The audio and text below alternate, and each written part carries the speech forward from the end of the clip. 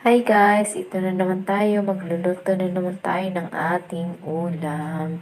So ito pala yung guys, tinatawag ditong pustas, pinustas.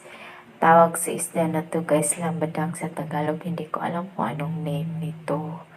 So masarap to guys na adobuhin ang isda na to.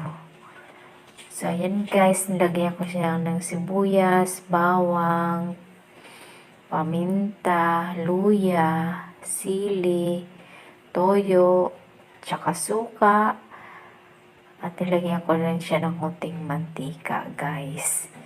So, ito yung ulam namin ngayong tanghalian.